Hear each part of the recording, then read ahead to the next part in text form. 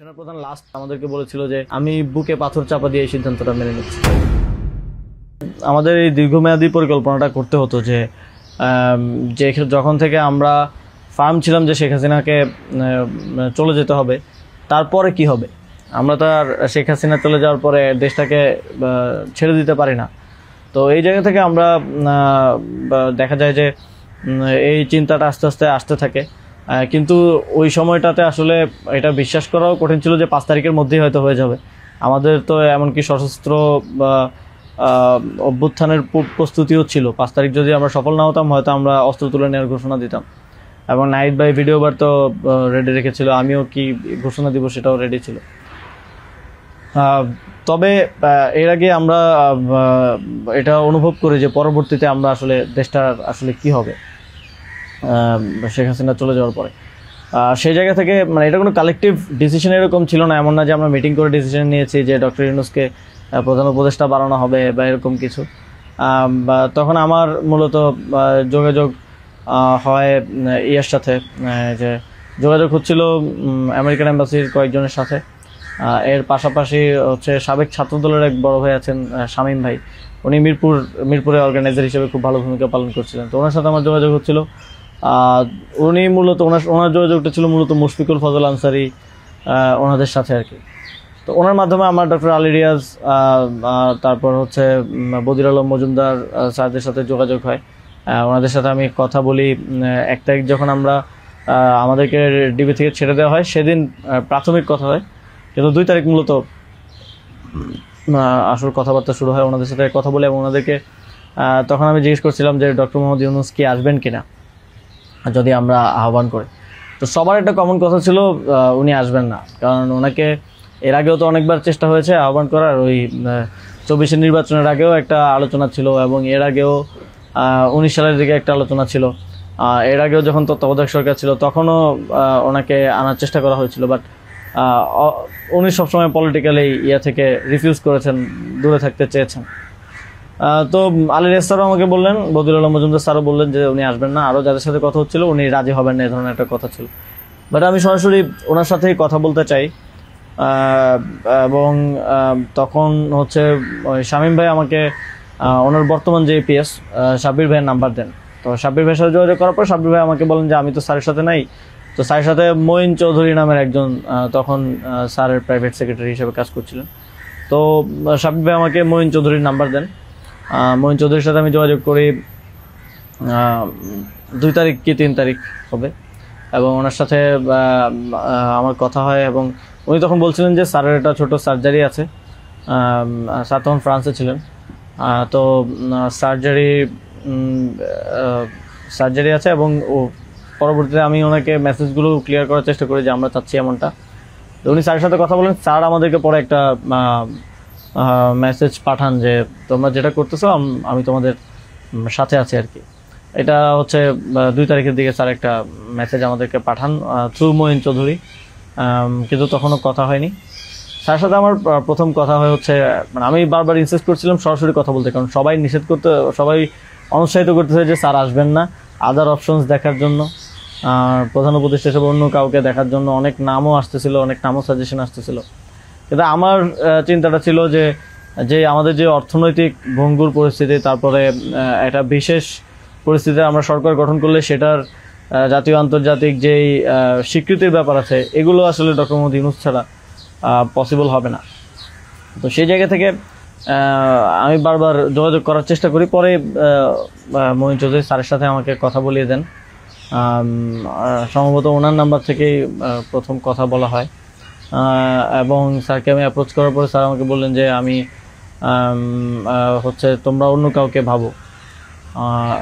এটা সম্ভবত 3 তারিখ।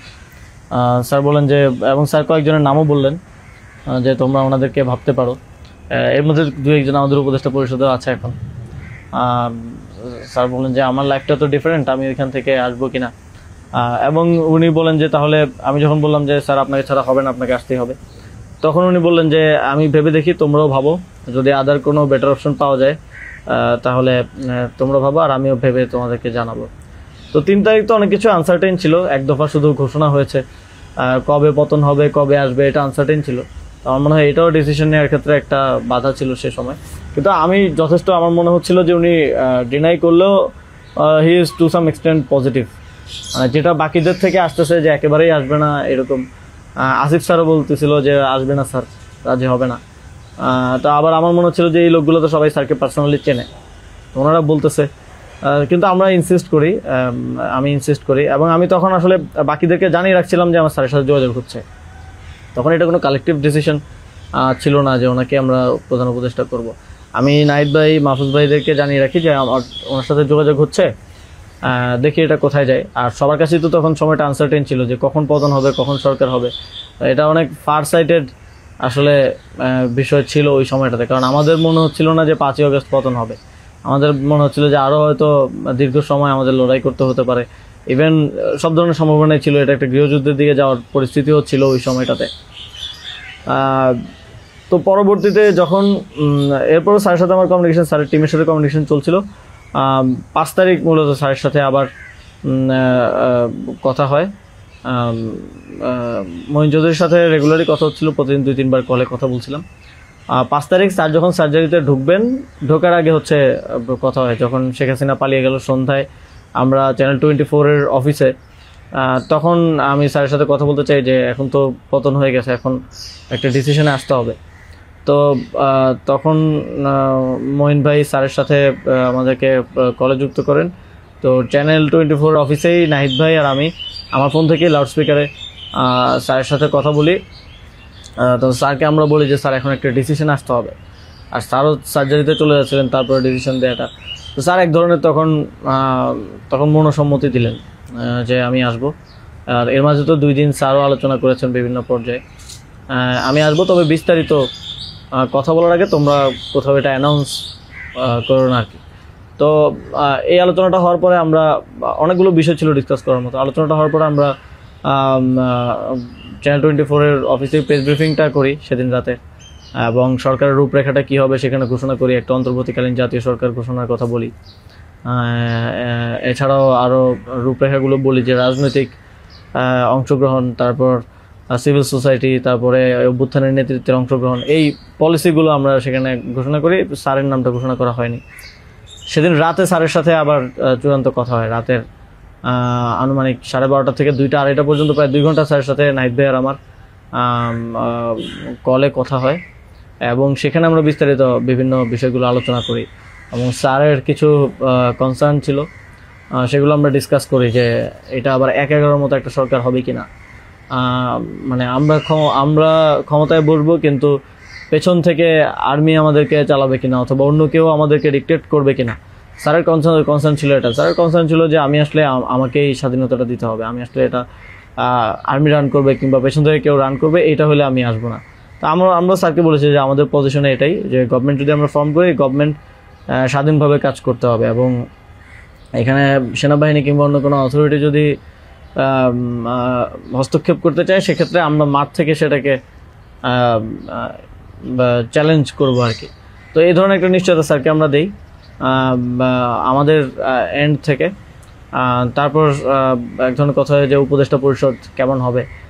স্যার আমাদেরকে বলেন যে তোমরা ঠিক করো, আর স্যার কিছু সাজেশন দেন। স্যারের টিম থেকে 6 তারিখ সম্ভবত প্রায় 5 তারিখ রাতেই 23-24টা নাম আসে আমার কাছে। তো ওই নামগুলোর সাথে আমরা যে নামগুলো ঠিক করি প্রায় কমন ছিল অনেকগুলো। তারপর আমরা একটা লিয়াজু কমিটি করা হয়, যারা হচ্ছে সকল রাজনৈতিক দলের সাথে আলোচনার ভিত্তিতে একটা উপদেষ্টা পরিষদ গঠন করবে। তো ওই লিয়াজু কমিটির আহ্বায়ক ছিল মাহফুজ ভাই। তো ওনারা কমিউনিকেশন শুরু করে দেয় জামাতের সাথে, বিএনপির সাথে, আরও যারা রাজনৈতিক দল আছে, সিভিল সোসাইটি আছে, তাদের সাথে যোগাযোগের মাধ্যমে সবার থেকে নাম প্রস্তাব আসতে থাকে। কিছু নাম ছিল কমন, আমাদের এখানেও কমন, যেমন কিছু মানুষজন, যেমন সালাউদ্দিন আহমেদ স্যার, উনি তো অর্থনীতিতে বাংলাদেশে মানে এই মুহূর্তে যদি আমরা চিন্তা করি তাহলে ওয়ান অফ দ্য বেস্ট। তো ওনার নামটা সব দিক থেকে আসে। তো এরকম কিছু কমন নাম আসে, আবার কিছু নাম দেখা যায় আমরা ইনক্লুড করি বা কোনো এক পক্ষ থেকে আসে, কিন্তু অন্য পক্ষ এটাকে আবার রিফিউজ করে। বিএনপির কিছু নামের ব্যাপারে আপত্তি ছিল, তাদেরকে পরে নেওয়া হয়নি। তো এভাবে একটা মোটামুটি সবার সাথে কনসালটেশনের ভিত্তিতে একটা উপদেষ্টা তালিকা করা হয়। এবং যেদিন স্যার ল্যান্ড করে বাংলাদেশে আসেন 8 তারিখ দুপুরে, আর্মি থেকেও কিছু নাম প্রস্তাব করা হয়। কিন্তু আমরা একটু প্রায় 5-6টা নাম আমরা একটু ঘেটে দেখলাম যে এই লোকগুলো ওইভাবে সর্বজন গ্রহণযোগ্য না।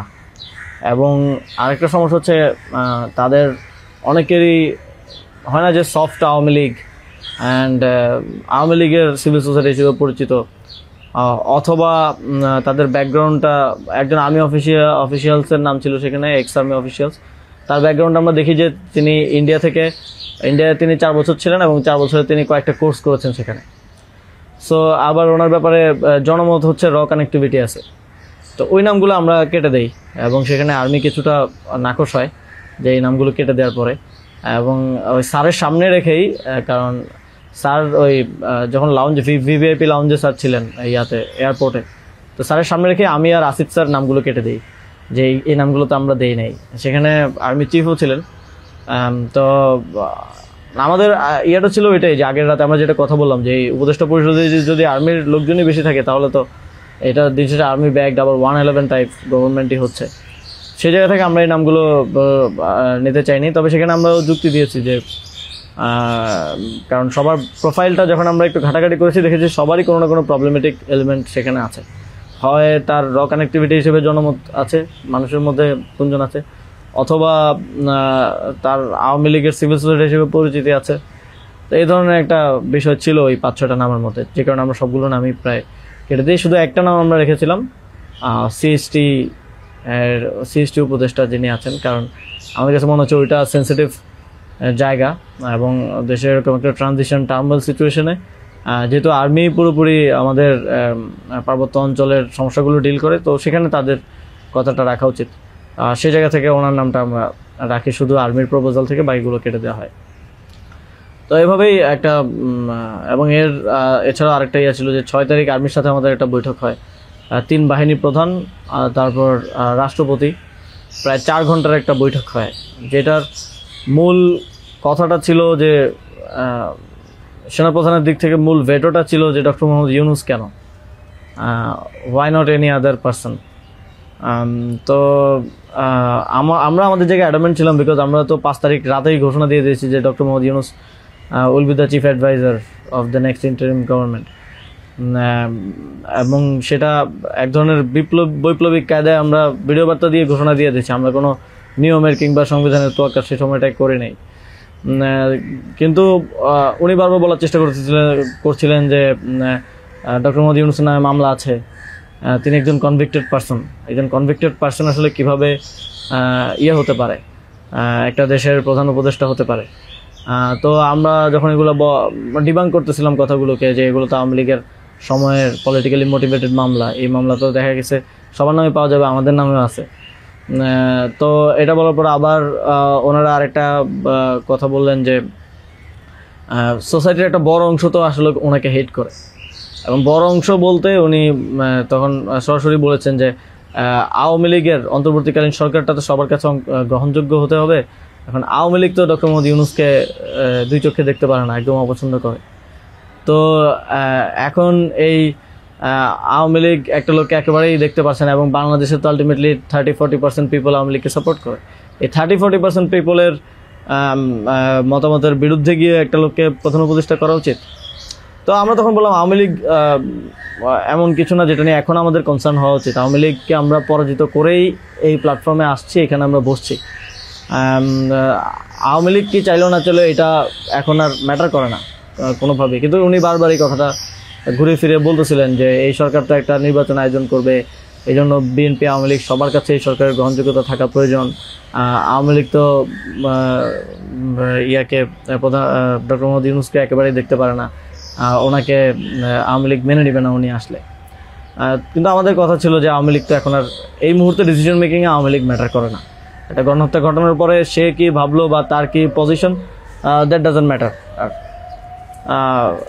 এরপরও ওনারা নানা ধরনের যুক্তি দিতে পারে, এবং শেষে 4 ঘন্টা এই বিষয়ের উপরে ডিসকাশন হয়। 4 ঘন্টা, আধা ঘন্টা হয়তো অন্যান্য ইস্যুস নিয়ে ডিসকাস হয়েছিল, বাট 4 ঘন্টা প্রায় 3.5 ঘন্টা এই ইস্যু নিয়ে ডিসকাস হয়। তো এখানে আসছিলাম আমি, নাহিদ ভাই, মাহফুজ ভাই আর নাসির ভাই, আর বাকি আমাদের সাথে যারা ছিল তারা বাইরে অপেক্ষা করছিল। আসিফ স্যার ছিল, তারপরে তানজিমুদ্দিন স্যারও ছিল, আরও সমন্বয়িকা ছিলেন আরও 10-12 জন, সবাই বাইরে অপেক্ষা করছিল আর কি এই 4 ঘন্টা। তো তারা বারবার দুইবার হচ্ছে বিরতি দিয়ে আমাদেরকে আবার ভাবতে বলে আবার চলে যেত, আবার এসে আবারও একই জায়গা থেকে কথা শুরু করতো। মানে আমরা বুঝতে পারছিলাম যে ডক্টর মোহাম্মদ ইউনূসকে এখানে এস্টাবলিশমেন্ট কোনোভাবেই চাচ্ছে না। আর আমাদের কথা ছিল আমরা ঘোষণা দিয়ে দিছি, এবং আমরা এক ধরনের হুমকি সুরে সেখানে বলি যে যদি এটা রাষ্ট্রীয়ভাবে না হয়, যদি রাষ্ট্রপতি ঘোষণা না দেয় ডক্টর মোহাম্মদ ইউনূসকে প্রধান উপদেষ্টা হিসেবে, তাহলেও আমাদের কিছু যায় আসে না, কারণ আমরা অলরেডি ঘোষণা দিয়ে দিয়েছি। আমরা আমাদের তৈরি করা উপদেষ্টা পরিষদ নিয়ে শহীদ মিনারে গিয়ে শপথ নিব। এই হুমকিটা দেওয়ার পরে তারা একটু মানে নড়েচড়ে বসে, এবং তারা গিয়ে রাষ্ট্রপতির সাথে ডিসকাস করে আসে। এবং সেনাপ্রধান লাস্ট আমার মনে পড়ে আমাদেরকে বলেছিল যে আমি বুকে পাথর চাপা দিয়ে এই সিদ্ধান্তটা মেনে নিচ্ছি। এবং তো আমাদের জায়গাটা ছিল খুবই রিজেক্ট, যে ডক্টর মোহাম্মদ ইউনূসকে না আনতে পারলে এখানে একটা শক্ত সরকার গঠন করা পসিবল হবে না। এবং আর্মির যেই মোটিভেশন ছিল, এটা আবার ১/১১ মতো একটা সরকার গঠন করার তাদের মোটিভেশন ছিল। যখন তারা নামগুলো দেয়, ৬টা ৭টা উপদেষ্টার নাম দেয়, তখন এটা বোঝা যায়, এবং ডিকটেট করার এক ধরনের। তো আমরা যদি এখানে অন্য কাউকে নেই যার পার্সোনালিটি এত স্ট্রং না, তাহলে আলটিমেটলি আমরা আসলে অন্য কারো দ্বারাই পরিচালিত হব, ড্রিভেন হব। এই সরকারটা আত্মনির্ভরশীল একটা স্বতন্ত্র সরকার হতে পারবে না। তো তারপর তো ঘোষণা দেয়, রাষ্ট্রপতি ঘোষণা দেয় ডক্টর মোহাম্মদ ইউনূসকে প্রধান উপদেষ্টা হিসেবে ৬ তারিখই, এবং ৮ তারিখ হচ্ছে পরবর্তী উপদেষ্টা পরিষদটা গঠিত হয়। ৮ তারিখ শপথ অনুষ্ঠানটা হয়। স্যার যখন সার্জারি শেষ করে দেশে আসেন, তারপর ওই দিন সন্ধ্যায়